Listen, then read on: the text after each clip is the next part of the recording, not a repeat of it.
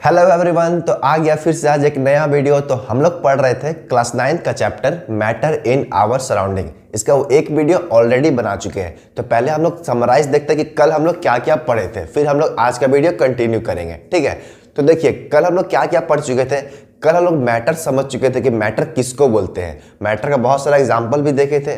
फिर non matter भी समझे थे कि नॉन मैटर किसको बोलते हैं। देन उसके बाद देखे थे मैटर का क्लासिफिकेशन। एंशिएंट टाइम में भी क्लासिफिकेशन बता चुके थे, बट वो आपके एग्जाम में नहीं आता, बट नॉलेज के लिए आपके लिए बताए थे। ठीक है ना। और उसके बाद देखे थे मॉडर्न डे साइंस के बेसिस पे मैटर का क्लासिफिकेशन, फिजिकल प्रॉपर्टीज के बेसिस पे और केमिकल प्रॉपर्टीज के बेसिस पे। फिजिकल प्रॉपर्टीज में कौन कौन सा आता है? Solid, liquid, gas. और केमिकल प्रॉपर्टीज में कौन कौन सा आता था? Element, compound and mixture. फिर उसके बाद देखे थे कि हमारे सराउंडिंग जितना भी मैटर है, मतलब जिसको भी हम लोग मैटर बोलते हैं, चाहे हम हो, आप हो, व्हाइट बोर्ड हो, कुछ भी हो, सब कुछ एक छोटा छोटा पार्टिकल से मिलकर बना हुआ है। तो इसका हम लोग प्रूफ भी देखे थे कि मैटर जो है पार्टिकल से कैसे बना हुआ रहता है। हम लोग कल 2 एक्सपेरिमेंट देखे थे। कौन कौन सा? एक पोटेशियम परमैंगनेट को वाटर में डिसॉल्व किए थे तो कंप्लीटली डिसॉल्व हो गया था।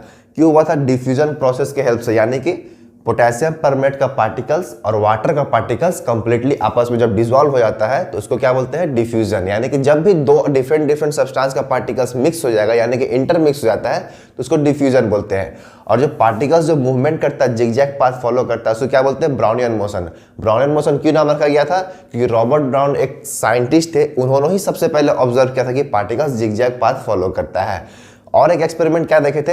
ब्रोमीन गैस और एयर गैस को आपस में मिक्स कराए थे। 2 बीकर लिए थे ना, एक नीचे था, जस्ट उसके ऊपर एक और बीकर था जिसमें एयर गैस भरा हुआ था।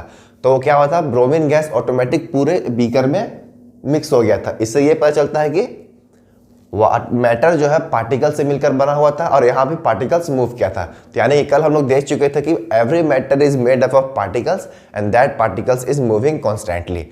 ठीक है, तो इतना कुछ हम लोग कल के वीडियो में पढ़े थे। तो नहीं देखे थे एक बार प्लीज जाके देख लीजिएगा, ताकि आज के वीडियो में आपको और अच्छे से समझ में आए। ठीक है ना। तो आज हम लोग पढ़ने वाले characteristics of particles of matter. Characteristic का मतलब क्या होता है?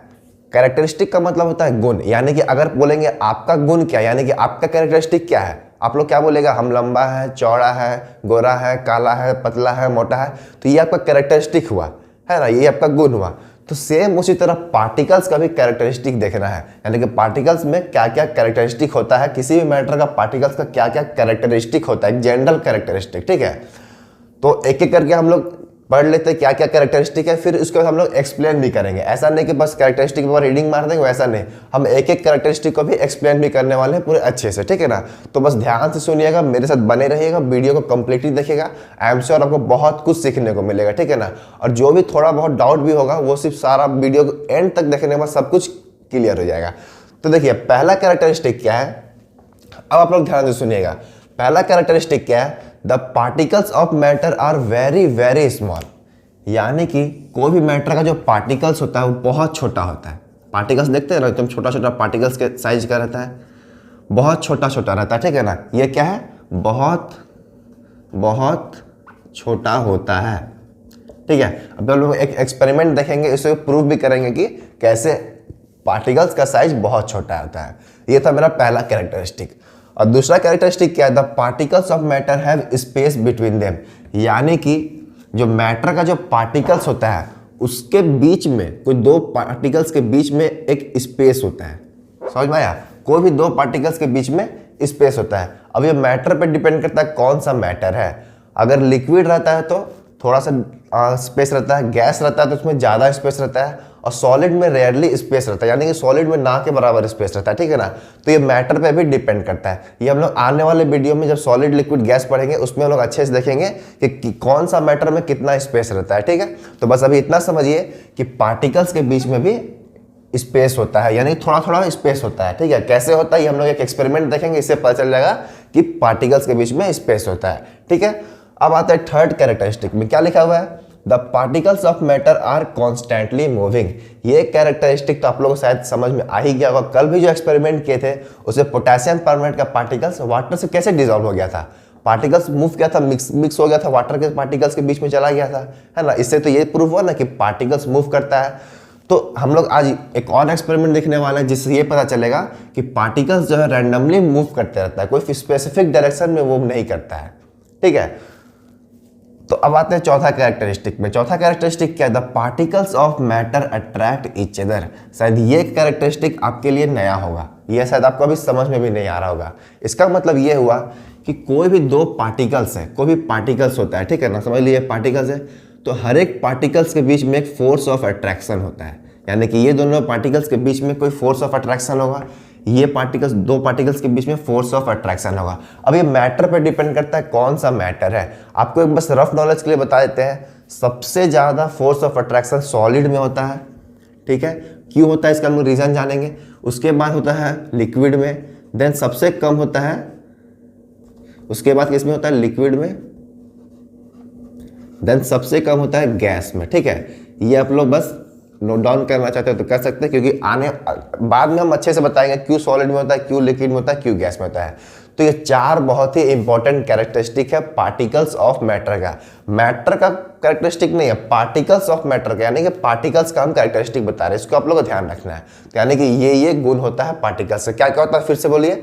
पार्टिकल्स बहुत छोटा छोटा होता है, पार्टिकल्स के बीच में स्पेस होता है, पार्टिकल्स कॉन्स्टेंटली मूव करते रहता है, और दो पार्टिकल्स के बीच में एक फोर्स ऑफ अट्रैक्शन होता है। इतना समझ में आ गया? कोई दिक्कत नहीं। तो चलिए हम लोग एक एक कैरेक्टरिस्टिक को, कैसे ये कैरेक्टरिस्टिक होता है पार्टिकल्स का, इसको हम लोग अब एक्सप्लेन करने वाले हैं। तो इसको पहले आप लोग नोट डाउन करना चाहते हैं तो नोट डाउन कर सकते हैं, ठीक है। तो अब हम लोग एक एक कैरेक्टरिस्टिक को डिस्कस करने वाले हैं विथ एक्सपेरिमेंट, ठीक है। तो जो पहला कैरेक्टरिस्टिक है, particles of matter are very very small. इसको दिखाने के लिए आपके बुक में भी एक एक्सपेरिमेंट किया गया है। तो उस एक्सपेरिमेंट को बताने से पहले एक एग्जांपल देते हैं, जिससे आपको आइडिया लग जाएगा कि पार्टिकल्स कितना स्मॉल होता है, ठीक है, कितना छोटा छोटा साइज होता है पार्टिकल्स का। देखिए कल का वीडियो अगर आप लोग देखे होंगे तो उसमें हम एक रेन ड्रॉप का एग्जाम्पल लिए थे। समझ लिए मेरा रेन ड्रॉप है, ठीक है, रेन ड्रॉप है, ठीक है ना। तो इस रेन ड्रॉप में कल कितना बताए थे कि एक रेन ड्रॉप में कितना सारा पार्टिकल्स होता है। कल हम बहुत सारा 0 0 0 0 लिख के दिखाए थे। तो यानी कि टोटल कितना सारा पार्टिकल्स होता है इसमें? 10 का पावर 21 पार्टिकल्स होता है। तो जरा सोचिए, इस छोटा सा रेन ड्रॉप में इतना नंबर ऑफ पार्टिकल्स को हटाने के लिए पार्टिकल्स का साइज कितना कम करना पड़ा होगा। देखिए एक एग्जांपल देते हैं, जैसे कि ये मेरा मिठाई का डब्बा है, ठीक है। और जो जिस दुकान में मिठाई बन रहा है उसका मालिक बोला कारीगर को कि इस डब्बे के अंदर मैक्सिमम 2 लड्डू रखना है। तुम्हारे ऊपर डिपेंड करता है कि तुम्हारे हाथ में कितना बड़ा लड्डू तुम बनाता है, लेकिन 2 लड्डू से ज़्यादा नहीं रहना चाहिए। मैक्सिमम एग्जैक्ट ही 2 लड्डू रहना चाहिए, 2 लड्डू से कम भी नहीं रहना चाहिए, और डब्बा पूरा पैक होना चाहिए। यानी कि अब कारीगर क्या करेगा? 2 लड्डू से डब्बा को पैक करेगा। इसका मतलब वो 2 लड्डू का साइज का बड़ा बड़ा बनाएगा, तब तो लड्डू पैक हो पाएगा। यानी कि 2 लड्डू बनाएगा और बड़ा बड़ा साइज का लड्डू बनाएगा, है ना। क्यों? क्योंकि बस कंडीशन है कि डब्बा को पैक भी करना है और एग्जैक्ट 2 ही लड्डू रखना है। तो उसमें एक ही ऑप्शन है भाई, लड्डू का साइज को बड़ा कर दो, तभी तो सिर्फ 2 लड्डू से पूरा ये डब्बा पैक हो गया, ठीक है। लेकिन उसको इस बार मालिक बोलता है कि तुमको इस बार 10 लड्डू डालना है इस डब्बे के अंदर। डब्बा का साइज उतना ही है, बट तुमको इस डब्बे के अंदर 10 लड्डू रखना है। तो अब क्या करेगा वो? लड्डू का साइज को कम कर देगा, यानी कि लड्डू का साइज कुछ इस तरह कर देगा, 3 4 5 6 7 8 9 10। यानी कि जब उसको 2 लड्डू रखने के लिए बोला गया था इस डब्बे के अंदर, तो लड्डू का साइज बड़ा बड़ा कर दिया था। अब 10 लड्डू रखने बोला है तो वही लड्डू का साइज को छोटा छोटा कर दिया। वॉल्यूम उतना ही है, वॉल्यूम में कोई चेंजेस नहीं आया, ठीक है ना। लड्डू का साइज को बस छोटा कर दिया। अब उसको बोलेगा कि आपको अब 1000 लड्डू उसके अंदर रखना है। 1000 लड्डू, समझ रहे हैं? 1000 लड्डू इस छोटे से डब्बे के अंदर रखना है। तो कारीगर क्या करेगा, या फिर जो मिस्त्री क्या करेगा? एकदम छोटा छोटा लड्डू बनाएगा, इतना छोटा छोटा लड्डू बनाएगा ताकि इसमें 1000 लड्डू अट जाए। उसको बस क्या मतलब है कि 1000 लड्डू अटाना है, वो मैटर नहीं करता कितना छोटा लड्डू रखे, बस उसको 1000 पीस लड्डू होना चाहिए, चाहे कितना भी छोटा लड्डू क्यों ना हो। तो सोचिए यहाँ पे हो क्या रहा है, छोटा छोटा लड्डू बनाएगा, यानी कि जितना नंबर ऑफ लड्डू बढ़ा रहे हैं तो उतना साइज छोटा करना पड़ रहा है लड्डू का, क्योंकि वॉल्यूम फिक्स है। तो सेम कॉन्सेप्ट यहाँ पे लग रहा है। इतना छोटा सा रेन ड्रॉप के अंदर इतना नंबर ऑफ पार्टिकल्स को आप हटा के देखिए तो कैसे हटेगा। क्या एक पार्टिकल से रहेगा तो अगर एक पार्टिकल्स रहता तो साइज का बड़ा होता, है ना। लेकिन 10 का पावर 21 पार्टिकल्स, यानी कि इतना सारा पार्टिकल्स को इस रेन ड्रॉप के अंदर रखना है। तो जरा इमेजिन कीजिए कि पार्टिकल्स का साइज कितना छोटा छोटा होगा। इसलिए तो बोलते हैं कि पार्टिकल्स हम लोग अपना आंख से नहीं देख सकते हैं, इसके लिए हाईली पावर माइक्रोस्कोप चाहिए इस पार्टिकल्स को आपको देखने के लिए, ऑब्जर्व करने के लिए, ठीक है ना। तो इसे इमेजिन कर सकते हैं कि पार्टिकल्स का साइज कितना छोटा होता है। तो ये था बात की बात। लेकिन आपके बुक में किस एक्सपेरिमेंट से प्रूफ किया गया है कि पार्टिकल्स का साइज बहुत छोटा छोटा होता है, जरा ध्यान दीजिएगा। आपके बुक में 4 बीकर लिया गया था, ठीक है। अब एक्सपेरिमेंट बता रहे हैं, इसको जरा ध्यान से सुनिएगा। आपके बुक में 4 बीकर लिया गया है, 1 2 3 4, नाम रख देते हैं। ये पहला बीकर है, ये दूसरा बीकर है, ये तीसरा बीकर है और ये चौथा बीकर है, ठीक है। 4 बीकर है एक एक करके। तो हुआ क्या, सब में वाटर यहां तक भरा हुआ है, ठीक है, सब में वाटर भरा हुआ है। अब पहला बीकर में 2 से 3 पोटेशियम परमैंगनेट का क्रिस्टल यहाँ पे हम लोग डाल देते हैं, पोटेशियम परमैंगनेट का। आपको कल बताया भी था कि पोटेशियम परमैंगनेट का क्रिस्टल क्या होता है, पर्पल कलर का एक सॉलिड सब्सटेंस है, सॉलिड मैटर है, जिसको पानी में डालने से पूरा वाटर को पर्पल कर देता है, ठीक है ना। तो जब 2-3 क्रिस्टल इस पानी के अंदर डालेंगे तो ये वाटर को पूरा पर्पल कलर कर देता है। और ये पर्पल क्या होता है, पूरा डार्क पर्पल हो जाता है। क्या होता है, डार्क पर्पल हो जाता है, क्योंकि 2-3 क्रिस्टल डाला है एक साथ में, है ना, इसलिए पूरा डार्क पर्पल हो गया। अब क्या करते हैं कि यहाँ भी वाटर ऑलरेडी भरा हुआ है, ठीक है ना, सब में वाटर ऑलरेडी भरा हुआ है, लेकिन सिर्फ पोटेशियम परमैंगनेट इसमें अभी सिर्फ इसी में पोटेशियम परमैंगनेट को डाले हैं। तो अब ध्यान से सुनिएगा। अब अगले बार में करना क्या है, यहाँ से 10 ml वाटर, देखिए टोटल सपोज कीजिए कि 100 ml वाटर यहाँ पे डाला हुआ था, ठीक है ना। सब में मेरा क्या है, 100 ml वाटर ऑलरेडी भरा हुआ है, ठीक है। तो यहाँ से 10 ml वाटर निकालना है और इस सेकेंड वाले बीकर में डाल देना है। सेकेंड वाले बीकर में जैसे ही डालिएगा तो क्या होगा, ये वाटर का ये जो बीकर है ये भी पूरा कलरफुल हो जाएगा, ये भी पूरा पर्पल कलर हो जाएगा। लेकिन क्या डिफरेंस होगा, ये जितना डार्क है उतना डार्क ये नहीं होगा, यानी कि इंटेंसिटी कम हो जाएगा, ये थोड़ा इससे कम डार्क है, यानी कि बोल सकते हैं कि लाइट डार्क, है ना। ये पूरा डार्क पर्पल है और ये थोड़ा लाइट है, लेकिन इससे थोड़ा लाइट है, ज़्यादा लाइट नहीं है, बट इससे कंपेयर कीजिएगा तो इससे लाइट पर्पल है। अब क्या करना है, सेम प्रोसेस करना है, यहाँ से 10 ml निकालना है और थर्ड वाले बीकर में डाल देना है। अब थर्ड वाले बीकर में डालने से क्या दिखा कि ये बीकर भी पूरा कलरफुल हो गया, ये भी मेरा पर्पल हो गया, ठीक है, ये थोड़ा पिंकिश पर्पल हो गया, यानी कि इससे जितना ये डार्क है उससे थोड़ा कम डार्क ये हो गया, यानी कि इंटेंसिटी कम होते आ रहा है। सबसे ज़्यादा इंटेंसिटी इसमें है, उससे कम इसमें है, उससे कम इसमें है, यानी कि बोल सकते हैं कि इसके कंपैरिजन में ये लिटिल लाइट पर्पल, ठीक है। अब सेम प्रोसेस फोर्थ बीकर के साथ भी करेंगे। क्या करेंगे, यहाँ से 10 ml वाटर निकालेंगे, 10 ml सॉल्यूशन निकालेंगे। अब तो वाटर नहीं ना रहा, पोटेशियम परमैंगनेट जब डाल दिया तो सॉल्यूशन बन गया, तो यहाँ से ये सॉल्यूशन निकालेंगे और फोर्थ वाले बीकर में डाल देंगे। तो एज रिजल्ट पता है क्या होने वाला है, ये भी पूरा पर्पल कलर का हो जाएगा, लेकिन इसका इंटेंसिटी बहुत कम होगा, यानी कि बस थोड़ा सा पर्पलिश दिखेगा, ठीक है ना। तो बोल सकते हैं कि लिटिल पर्पल, ठीक है, एकदम हल्का सा दिखेगा, उतना ज़्यादा नहीं दिखेगा, यानी कि सबसे ज़्यादा डार्क इसमें था, फिर इसमें, फिर इसमें, फिर इसमें, यानी कि इंटेंसिटी धीरे धीरे कम होते जा रहा है। तो इससे क्या पता चलता है कि 2-3 पार्टिकल्स मिलकर सिर्फ एक बीकर को कलरफुल नहीं किया, 4-4 बीकर को कलरफुल बना दिया है। तो जरा सोचिए, सिर्फ 2-3 क्रिस्टल मिलकर इतना सारा वॉल्यूम ऑफ वाटर को कलरफुल बना दिया है। अब कलरफुल बनाने का मतलब क्या हुआ, उसका पार्टिकल्स पूरे वाटर में स्प्रेड होता तभी तो कलरफुल दिखता है। कल हम लोग देखे थे कि कलरफुल कैसे हो जाता है, जब पोटेशियम परमैंगनेट को जब बीकर में डाले थे, कल का एक्सपेरिमेंट याद कीजिए, तो क्या देखे थे कि उसका पार्टिकल्स यूनिफॉर्मली पूरा वाटर में डिस्ट्रीब्यूट हो जाता है। तो यानी कि लास्ट वाले बीकर में पूरा यूनिफॉर्मली डिस्ट्रीब्यूट हुआ, तभी तो हम लोग ये पर्पल थोड़ा दिखा। तो सोचिए कितना छोटा छोटा पार्टिकल्स होगा कि इसमें भी पूरा डिस्ट्रीब्यूट हो गया, इसमें भी पूरा डिस्ट्रीब्यूट हो गया, इसमें भी पूरा डिस्ट्रीब्यूट हो गया। अब जिसमें ज़्यादा पार्टिकल्स होगा उतना डार्क दिखेगा, यानी कि सबसे ज़्यादा पार्टिकल्स इसमें था इसलिए डार्क दिखा, और सबसे कम पार्टिकल्स इसमें भी था पोटेशियम परमैंगनेट का, है ना। बस 10-10 ml डालते जा रहे थे। तो यहाँ पे क्या लिखा हुआ है, just 2-3 crystal of potassium permanganate can import colour to a large volume of water, यानी कि इस चारों को मिला देंगे तो सोचिए कितना ज़्यादा पानी होगा, और वो पूरा वाटर को क्या क्या कलरफुल बना दिया। कौन, सिर्फ 2-3 पोटेशियम परमैंगनेट मिलकर। जरा इमेजिन कीजिए कि पार्टिकल्स का साइज कितना छोटा छोटा होता है ना।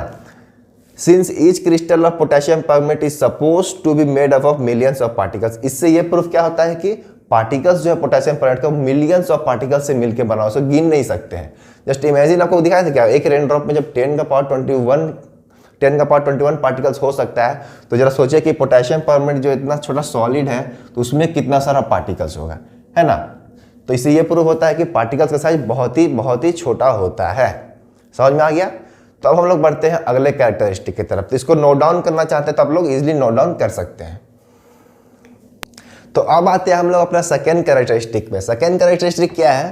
Particles of matter have space between them. इसका मतलब क्या हुआ?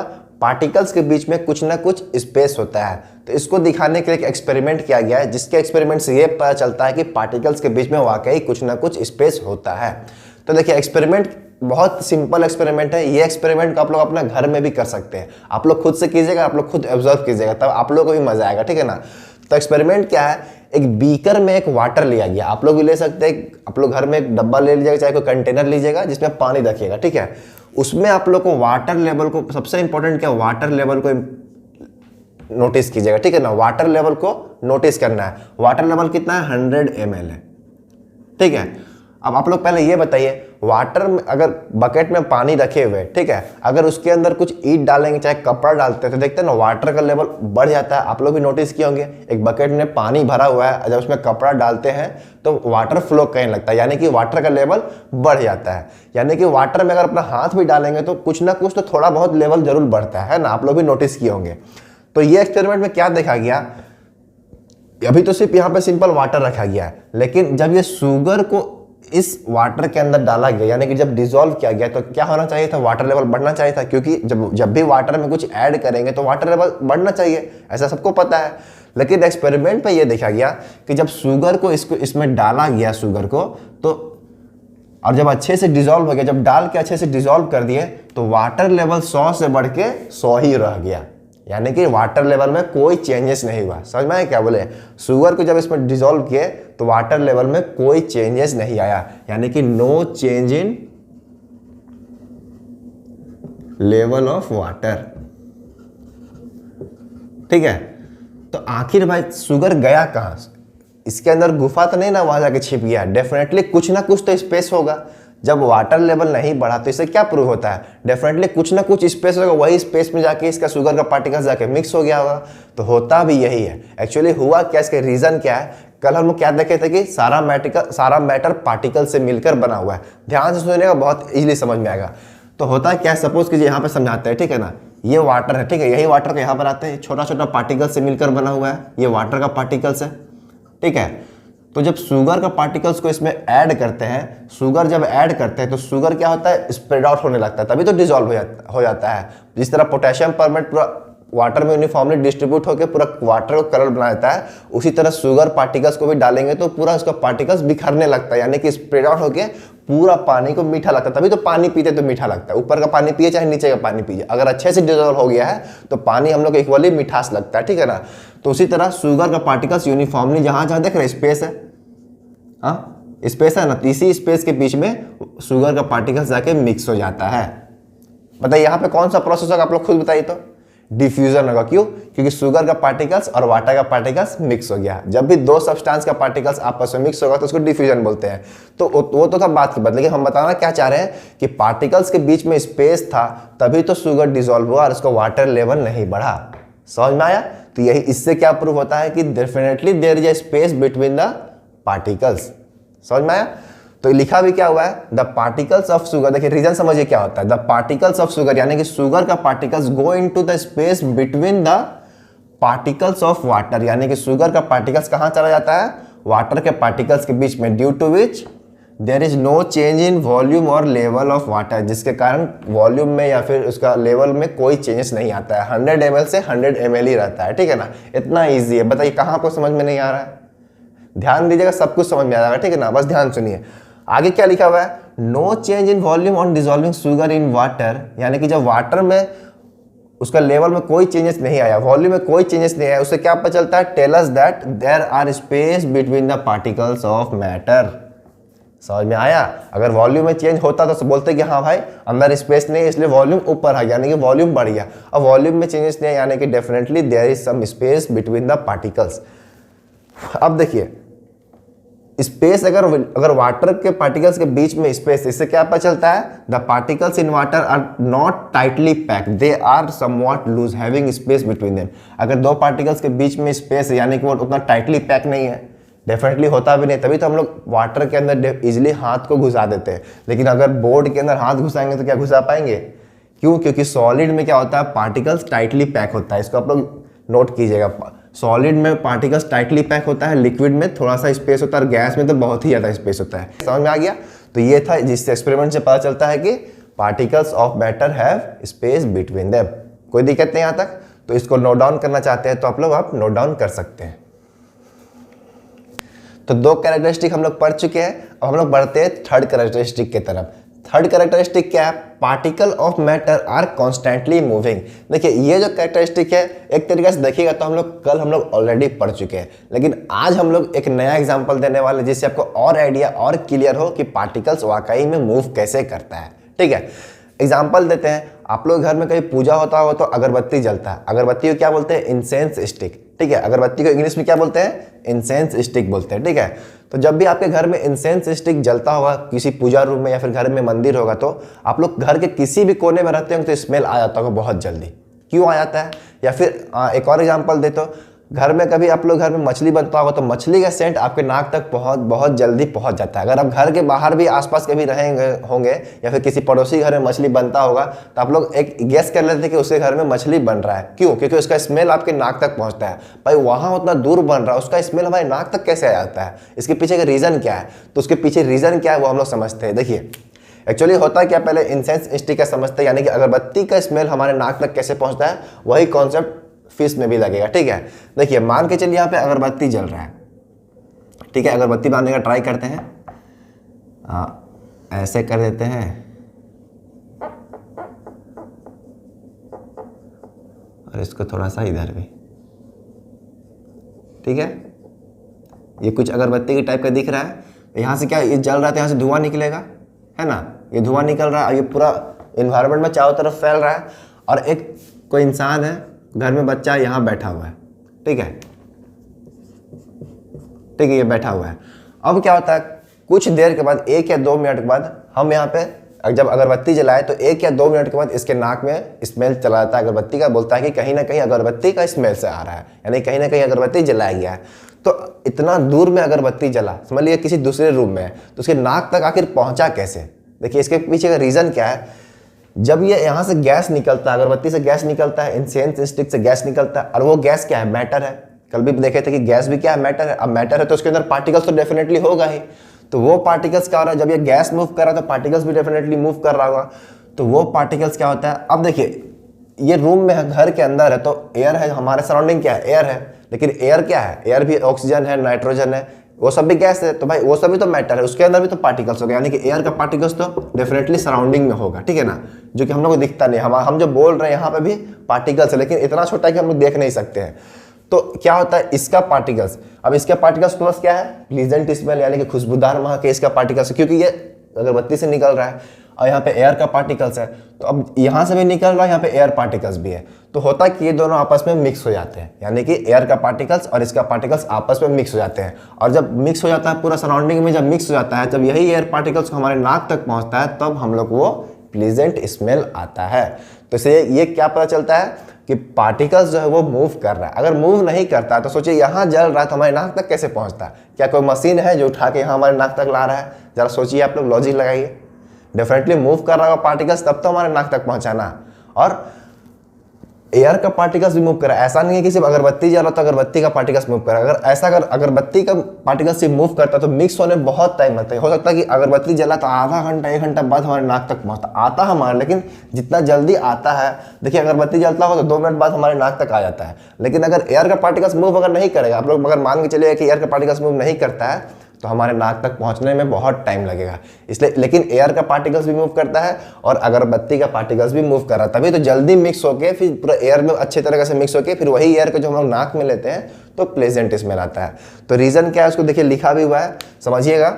The burning of incense stick produce gases, definitely ये गैस प्रोड्यूस कर रहा है, हैविंग प्लीजेंट स्मेल, और उसके पास क्या प्लीजेंट स्मेल है। The particles of gas having pleasant smell, यानी कि जब वो गैस के पास प्लीजेंट स्मेल है तो डेफिनेटली उसका पार्टिकल्स के पास भी तो प्लीजेंट स्मेल होगा। सोचने वाली बात है? समझ में आ रहा है? अब आगे क्या लिखा हुआ है, the particles of gas produce by the burning of incense stick move rapidly in all direction, यानी कि जो गैस निकल रहा है बहुत ही तेजी से चारों तरफ फैल रहा है। एयर भी है, उससे जाके मिक्स हो जाता है, mix with the moving particles of air. देखिए यहाँ पे लिखा हुआ है इन द रूम, यानी कि mix with the moving particles of air in the room, हमारे रूम में जो एयर है उससे जल्दी मिक्स हो जाता है।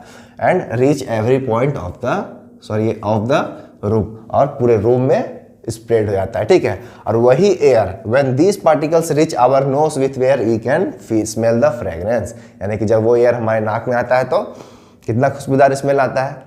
तो समझिए मछली का भी यही होता है। लेकिन एक क्वेश्चन आपसे पूछता हूं, जरा बताइएगा, जब कोई गर्म चीज़ बनता है, यानी कि जब मछली फ्राई होता है पूरा गर्म होता है, तो उसका स्मेल हमारे नाक तक बहुत जल्दी पहुंच जाता है।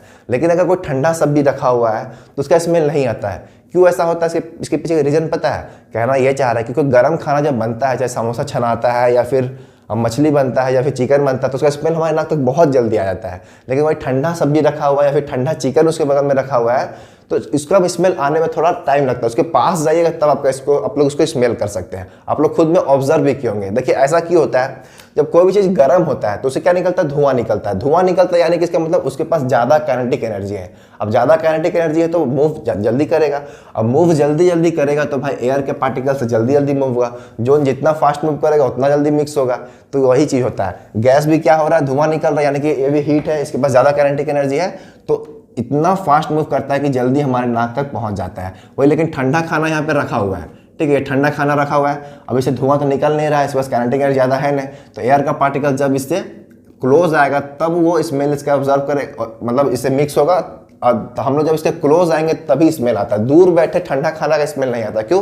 क्योंकि इसका पार्टिकल्स उतना फास्ट मूव नहीं करता है जितना गर्म चीज का पार्टिकल्स मूव करता है। समझ में आ गया? तो यही कॉन्सेप्ट अप्लाई होता है। देखिए यहाँ पे भी डिफ्यूजन हुआ है। अब डिफ्यूजन कैसे हुआ है? अगरबत्ती का पार्टिकल्स और एयर का पार्टिकल्स आपस में मिक्स हो गया। देख ना कितना जगह डिफ्यूजन। और इसे डिफ्यूजन एक बहुत ही इंपॉर्टेंट कॉन्सेप्ट है जो कि आगे आपको बहुत जगह मिलेगा देखने के लिए, इसलिए डिफ्यूजन कॉन्सेप्ट को लेके चलिएगा साथ में। यहाँ भी डिफ्यूजन देखे, पिछला एक्सपेरिमेंट किए थे उसमें भी डिफ्यूजन देखे थे, इसलिए डिफ्यूजन बहुत इंपॉर्टेंट है। समझ में आ गया? कोई डाउट तो नहीं रहेगा अब इसमें कि कैसे कोई भी पार्टिकल्स कॉन्स्टेंटली मूव करता है। समझ में आ गया? ठीक है, तो अब आप लोग इसको नोट डाउन कर सकते हैं। तो पार्टिकल्स ऑफ मैटर का हम लोग 3 कैरेक्टरिस्टिक बहुत अच्छे ढंग से समझ चुके हैं।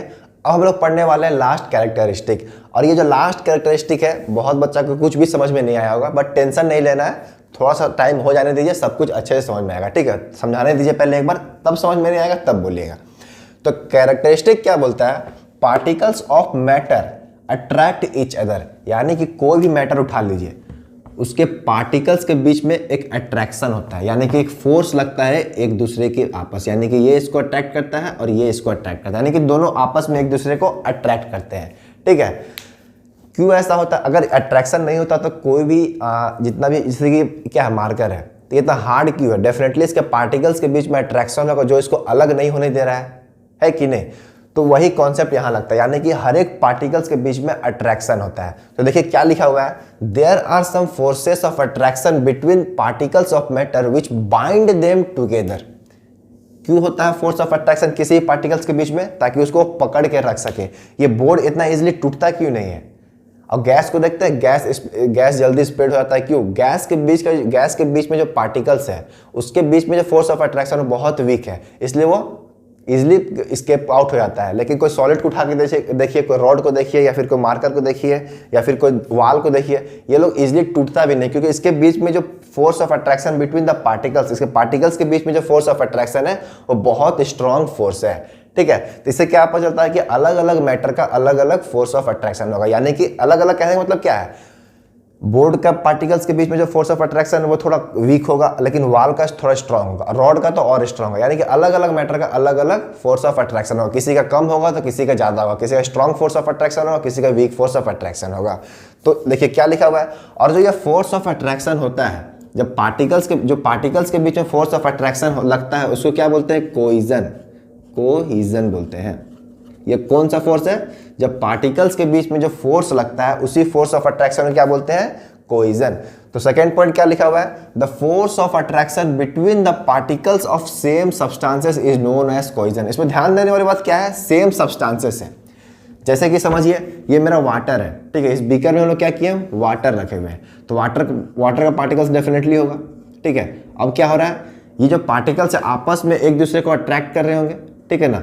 अब यहाँ हम लोग बोल सकते हैं कि यहाँ पे कोहीजन फोर्स होगा। क्यों? क्योंकि सेम सब्सटेंस है, सब जगह सिर्फ मेरा वाटर का ही पार्टिकल्स है। लेकिन सपोज कीजिए इसमें हम लोग शुगर डिसॉल्व कर देते हैं, शुगर डिसॉल्व करेंगे तो क्या होगा? शुगर का ही पार्टिकल्स आ जाएगा, यहाँ पे शुगर का ही पार्टिकल्स आ गया है ना। और ये मेरा वाटर का पार्टिकल्स है, ये मेरा शुगर का पार्टिकल्स है। अब ये जो वाटर और ये शुगर का पार्टिकल्स के बीच में जो फोर्स ऑफ अट्रैक्शन लगेगा, है ना, उसको कोइजन नहीं बोलेंगे। क्यों? क्योंकि ये डिफरेंट सब्सटेंसेस हो गया। कोइजन किसको बोलेंगे? जब सेम सब्सटेंस रहेगा उसी को बोलेंगे कोइजन। जैसे कि आपसे पूछते हैं दो पार्टिकल्स है, ठीक है, ये मेरा दोनों वाटर का पार्टिकल्स है और यहाँ पे एक दो पार्टिकल्स है, एक मेरा वाटर का है और एक शुगर का पार्टिकल्स है, ठीक है। अब दोनों पार्टिकल्स के बीच में ये कैरेक्टरिस्टिक क्या बोलता है कि पार्टिकल्स के बीच में फोर्स ऑफ अट्रैक्शन लगता है, तो ये दोनों के बीच में भी फोर्स ऑफ अट्रैक्शन लग रहा होगा। कोइजन किसको बोलेंगे? कोइजन इसको बोलेंगे या फिर इसको बोलेंगे? कोइजन किसको बोलेंगे? इसको बोलेंगे, इसको नहीं बोलेंगे। ऐसा क्यों? यहाँ पे लिखा हुआ the particles of the same substance, यानी कि सेम सब्सटेंस का पार्टिकल्स होना चाहिए। यानी कि एक वाटर का है तो दूसरा भी वाटर का ही पार्टिकल्स होना चाहिए। उसके बीच में जो फोर्स ऑफ अट्रैक्शन लगता है उसको क्या बोलते हैं? कोइजन बोलते हैं। यहाँ पे देख रहे एक वाटर का एक शुगर का, तो यहाँ पे कोइजन नहीं होगा। समझ में आ गया? जैसे कि एग्जाम्पल के लिए आप लोग को दिखाते हैं कि फोर्स ऑफ अट्रैक्शन कैसे किसी में ज़्यादा होता है, कैसे किसी में स्ट्रांग होता है, ठीक है। चौक जो हम लोग बोर्ड पे लिखते हैं, अब तो बहुत रेयरली यूज़ होता है स्कूल में भी चौक। अब सब जगह व्हाइट बोर्ड ही प्रीफर करते हैं या फिर डिजिटल बोर्ड अब यूज़ होता है। चौक को देखिएगा और एक रॉड उठाएगा, ठीक है ना, आयरन का रॉड, यानी कि लोहा का रॉड लीजिएगा और एक चौक का लीजिएगा। आप लोग चौक को इजीली हाथ से तोड़ सकते हैं, लेकिन आयरन रॉड को क्या हाथ से तोड़ सकते हैं? तोड़ भी नहीं पाएगा। हैमर से भी तोड़ने में बहुत दिक्कत लगा, हाथ तो बहुत दूर की बात है। तो चौक का जो चौक भी तो मेरा सॉलिड है एक तरह से देखिएगा तो, ठीक है ना, और रॉड भी मेरा क्या है? सॉलिड है। ये मेरा रॉड है, ठीक है, और ये मेरा चौक है। दोनों मेरा सॉलिड है, लेकिन ये इजीली टूट जाता है और ये मेरा, इसको थोड़ा सा ज़्यादा फोर्स लगाना पड़ता है, यानी कि बहुत ज़्यादा फोर्स लगाना पड़ता है इसको तोड़ने के लिए। लेकिन ये मेरा क्या होता है? इजीली टूट जाता है। क्यों ऐसा होता है? क्योंकि चौक के बीच में जो force of attraction between the particles बहुत वीक है एज कंपेरिजन टू रॉड। इसलिए बोले थे कि अलग अलग force of attraction between the particles of matter होता है, यानी कि अलग अलग मैटर का पार्टिकल्स के बीच में अलग अलग फोर्स ऑफ अट्रैक्शन होगा। किसी में ज़्यादा होगा, किसी में कम होगा, यानी कि किसी में स्ट्रांग होगा तो किसी में वीक होगा। इसका एक और एग्जाम्पल दिखाते हैं। जैसे कि देखिए ये हमारा क्या है? हैंड है, ठीक है ना। हैंड को अगर हम एयर में मूव कराना चाहें तो हम लोग ईजिली मूव करा देते हैं। देख रहे हैं, एक भी डिफिकल्ट नहीं हो रहा है, हैंड को रोटेट कर सकते हैं, कुछ भी, मतलब हैंड को हम लोग इजीली मूव करा सकते हैं एयर में। लेकिन अगर यही हैंड को अगर हम लोग वाटर में डाल देंगे और वाटर में अगर मूव करना चाहेंगे तो थोड़ा बहुत ऑब्स्ट्रक्टल फील होता है, यानी कि थोड़ा बहुत रुकावट का फील होता है, यानी कि थोड़ा बहुत डिफिकल्ट होता है हैंड को मूव करने में वाटर में, ठीक है। लेकिन अगर यही हैंड को अगर हम लोग सॉलिड से पार करना चाहें, जैसे कि ये मेरा क्या है? सॉलिड है, व्हाइट बोर्ड सॉलिड है, अगर इसको हम लोग सॉलिड से मूव करना चाहें तो नहीं हो पाता है। ऐसा क्यों? क्योंकि बोर्ड का जो force of attraction between the particles है बहुत स्ट्रांग है as comparison to air and as comparison to liquid. तो इससे क्या प्रूव हुआ कि सबसे ज्यादा फोर्स ऑफ अट्रैक्शन किस में होता है? सॉलिड में होता है, उसके बाद लिक्विड में, उसके बाद गैसेस में। यानी कि सबसे ज़्यादा कोइजन कहाँ होता है? सॉलिड में, देन लिक्विड में, देन गैस में। इसीलिए हम लोग कोई भी सॉलिड चीज़ को तोड़ने में थोड़ा बहुत ज़्यादा फोर्स लगाना पड़ता है। वही लिक्विड को देखिए, लिक्विड हम लोग इजीली हाथ डाल देंगे, लेकिन क्या ये वाल के अंदर इजीली हाथ डाल सकते हैं आप लोग? बिल्कुल भी नहीं। उसके लिए स्पेशल मशीन चाहिए होता है उसको ड्रिल करने के लिए। लेकिन हम लोग पानी में इजीली हाथ डाल देते हैं और एयर में तो हम लोग इजीली मूव करा सकते हैं। देख रहे हैं ना क्या करा रहे हैं? फोर्स ऑफ अट्रैक्शन बहुत वीक, इसलिए हम मूव कर दे रहे हैं। तो यही कॉन्सेप्ट बोलते, यही कैरेक्टरिस्टिक बोलता है कि particles of matter attract each other. किसी में ज़्यादा होता है, किसी में कम होता है। सबसे ज़्यादा सॉलिड में होता है, फिर लिक्विड में, फिर गैसेस में। समझ में आ गया? चारों कैरेक्टरिस्टिक एकदम अच्छे ढंग से समझ में आ गया। पहला क्या था? The particles of matter are very very small. Second क्या था? The particles of matter have space between them. और थर्ड क्या था? The particles of matter are constantly moving. और चौथा मेरा क्या है? Particles of matter attract each other. तो ये था 4 कैरेक्टरिस्टिक मैटर का, जो कि बहुत इंपॉर्टेंट है। इसको समझ गए, समझ लिया, चैप्टर को आधा समझ चुके हैं। ये कॉन्सेप्ट अगर समझ चुके हैं तो समझिए कि आप इस चैप्टर का आधा समझ चुके हैं, क्योंकि यही कॉन्सेप्ट अब हम लोग आगे यूज करने वाले हैं, ठीक है। तो आगे बढ़ने से पहले एक छोटा सा टर्म है रिजिड एंड फ्लूइड। आप लोग डेफिनेटली सुने होंगे रिजिड एंड फ्लूइड, लेकिन उसका आप लोग को एग्जैक्ट मीनिंग नहीं पता होगा। लेकिन अभी के बाद आपको उसका एग्जैक्ट मीनिंग पता चल जाएगा। तो अब हम लोग समझने वाले हैं रिजिड एंड फ्लूइड। ये हमारा आज का लास्ट टॉपिक है, इसके बाद वीडियो को एंड करेंगे, ठीक है ना। तो इसको नोट डाउन करना चाहते हैं तो नोट डाउन कर सकते हैं। अब हम लोग समझेंगे रिजिड एंड फ्लूइड क्या होता है, ठीक है। तो देखिए, अभी तक हम लोग पढ़े थे characteristic of particles of matter, अच्छे ढंग से समझ चुके हैं, ठीक है। इसमें तो कोई दिक्कत नहीं होगा। उसके बाद हम लोग को पढ़ना था लिक्विड, सॉलिड एंड गैस के बारे में। लेकिन ये टॉपिक रिजिड एंड फ्लूइड बोलता है कि रुको, उस वहाँ जाने से पहले मेरे को पढ़ लो, वरना वहाँ पे जाओगे तो थोड़ा बहुत डिफिकल्ट होगा समझने में। तो चलिए भाई इसका बात मान लेते हैं। जब ये बोल रहा है कि उससे पहले मेरे को समझ लो, तो समझना जरूरी है। तो हम लोग अब समझते हैं रिजिड एंड फ्लूइड क्या होता है। देखिए रिजिड को अगर एक लाइन में बोले तो ऐसा चीज जो बेंड नहीं कर सकते या फिर वो फ्लेक्सिबल नहीं होता है। जैसे कि एग्जांपल के लिए मार्कर, क्या इसको हम लोग बेंड कर सकते हैं? अगर इसको बेंड करना चाहेंगे तो ये टूट जाएगा। तो ये मेरा क्या हो गया रिजिड। कोई पत्थर को हम लोग बेंड नहीं कर सकते, उसको बेंड करना होगा, इसका मतलब उसको तोड़ना चाहते हैं ना, तो वैसा चीज को हम लोग क्या बोलते हैं? रिजिड बोलते हैं। तो रिजिड का मतलब भी लिखा हुआ है, इट मीन्स अनबेंडिंग और इनफ्लेक्सिबल। एग्जाम्पल के लिए क्या है? Stone, bricks, iron, marker, pen, कुछ भी दे दीजिए, पेंसिल हो गया, ठीक है ना। तो वो सब मेरा क्या हो गया? रिजिड। अब आता है फ्लूइड। अब देखिए फ्लूइड का मतलब सब लोग अधिकतर को लगता है फ्लूइड मतलब कोई लिक्विड सा चीज। लिक्विड सा चीज को बस फ्लूइड नहीं बोलते हैं। फ्लूइड का मतलब होता है, अगर लिक्विड सा चीज को फ्लूइड बोलते हैं तो भाई फिर लिक्विड और फ्लूइड में क्या डिफरेंस है? आप लोग सोचिए। डेफिनेटली फ्लूइड और लिक्विड अलग अलग है। तो फ्लूइड का मतलब क्या होता है? ऐसा चीज जो इजीली फ्लो कर सकता है, यानी कि जो फ्लो करता हो और उसको रखने के लिए एक हम लोग कंटेनर का जरूरत पड़ता हो। जैसे कि एग्जांपल लेते हैं हम लोग मिल्क का। मिल्क को अगर हम लोग किसी टेबल के ऊपर तो रख नहीं सकते हैं, जिस तरह हम लोग पत्थर को टेबल के ऊपर रख देते हैं, क्या हम लोग मिल्क को टेबल के ऊपर रख सकते हैं? अगर रखेंगे तो पूरा टेबल का सरफेस एरिया में क्या हो जाएगा? बिखर जाएगा। यानी कि इससे क्या पता चला? मिल्क को रखने के लिए एक छोटा सा बर्तन चाहिए या फिर कंटेनर चाहिए या फिर वेसल चाहिए उसको रखने के लिए, ठीक है ना, ताकि वो फ्लो ना कर सके। क्योंकि उसका कैरेक्टरिस्टिक क्या, वो फ्लो भी कर सकता है और उसको मतलब उसको हम लोग को रखने के लिए कंटेनर चाहिए। तो वही लिखा हुआ, क्या लिखा हुआ फ्लूइड का मतलब? इट मीन्स ऐसा material which can flow easily, जो फ्लो करता हो, and require a vessel to keep it, उसको रखने के लिए एक वेसल चाहिए। एग्जाम्पल के लिए क्या है? Water, milk and gaseous. आप लोग सोच रहे हैं सर गैसियस मतलब क्या? ऑक्सीजन, नाइट्रोजन, ये सब मेरा फ्लूइड है? जो सिलेंडर के अंदर जो गैस भरा रहता है वो भी मेरा फ्लूइड है? डेफिनेटली वो भी फ्लूइड है। क्यों? क्योंकि देखिए उसको अगर हम लोग ऐसा ही छोड़ देंगे तो इजीली फ्लो करता है। जो सीएनजी, जो एलपीजी गैस सिलेंडर होता है, उसको हम लोग अंदर पैक क्यों रखते हैं? अगर उसको हम लोग हवा में छोड़ देंगे तो डेफिनेटली स्केप कर जाएगा, यानी कि फ्लो कर जाएगा। तो उसको भी हम लोग रखने के लिए कंटेनर का जरूरत पड़ा कि नहीं पड़ा? एलपीजी सिलेंडर के अंदर जो गैस रखे, एक तरह से वो कंटेनर ही ना है, उसके अंदर हम लोग गैस को रखे। जिस तरह से मिल्क को रखते हैं कंटेनर बर्तन में, समझ लिया वो मेरा एक तरह से बर्तन ही जिसके अंदर हम लोग एलपीजी गैस को रखे हुए हैं। अगर ऐसा नहीं रखेंगे तो क्या होगा? वो इजिली फ्लो कर जाएगा, जिससे हमारा गैस खत्म हो जाएगा, ठीक है ना। तो कोई भी गैसेस, कोई भी लिक्विड जनरली फ्लूइड होता है। यानी कि एक लाइन में बोले तो liquid and gas are fluid, ठीक है। और जनरली कोई भी सॉलिड क्या होता है? रिजिड होता है, ठीक है। समझ में आ गया? तो इसको बोलते हैं रिजिड एंड फ्लूइड। समझ में आ गया? कोई दिक्कत नहीं। तो चलिए, तो आज के वीडियो में इतना ही रखते हैं। उम्मीद करते हैं कि जितना कुछ भी पढ़ाए होंगे सब कुछ अच्छे से समझ में आ गया। तो आज का क्लास कैसा लगा कमेंट बॉक्स में डेफिनेटली जरूर बताइएगा, ठीक है ना। तो मिलते हैं अगले वीडियो में किसी अगले टॉपिक के साथ। तो पढ़ाई करते रहिएगा, ध्यान रखिएगा अपना। Thank you.